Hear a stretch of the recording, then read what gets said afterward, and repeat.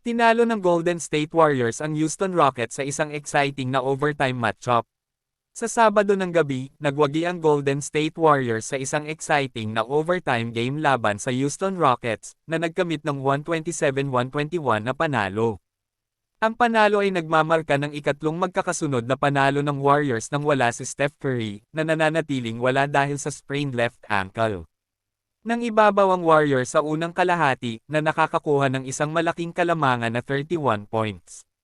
Ngunit naglunsad ang Rockets ng isang mabangis na pagbabalik sa ika-4 na quarter, na tinalo ang Golden State ng 18-2 upang itali ang laro. Naging crucial ang laro, at nagtay ang Rockets sa 119-119 na may natitirang 15.5 seconds sa regulasyon. Isang foul ni Draymond Green kay Tari Eason ang nagdala ng laro sa overtime. Sa dagdag na panahon, nakuhang muli ng Warriors ang control, na tinalo ang Rockets ng 8-2. Ang maagang mga points ni Jonathan Kuminga ay naging mahalaga, dahil naghirap ang Rockets sa pag-atake, na nag-shoot lamang ng isa sa 12 mula sa field sa overtime. Nanguna si Buddy Hield sa Warriors na may 27 points, habang nagdagdag si Kuminga ng 23 points. Bumalik si Andrew Wiggins mula sa dalawang larong pagkawala dahil sa isang strained back, na nagambag ng 15 points.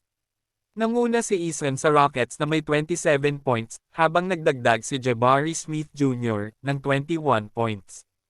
Sa kabila ng pagkawala ng isang malaking kalamangan, ipinakita ng Warriors ang kanilang katapangan sa pagkapanalo sa overtime.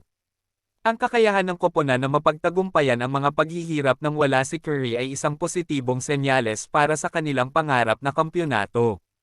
Ang performance ng Rockets sa ikalawang kalahati ay nagpapakita ng kanilang potensyal, ngunit ang kanilang kawalan ng kakayahang tapusin ang laro ay nagpapakita ng kanilang pangangailangan para sa karanasan at pagkakapare-pareho.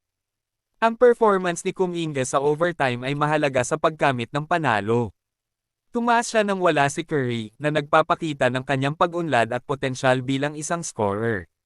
Mag-host ang Rockets ng Knicks sa Lunes ng gabi, habang ang Warriors ay maglalakbay patungo sa Washington para sa isang laban-laban sa Wizards.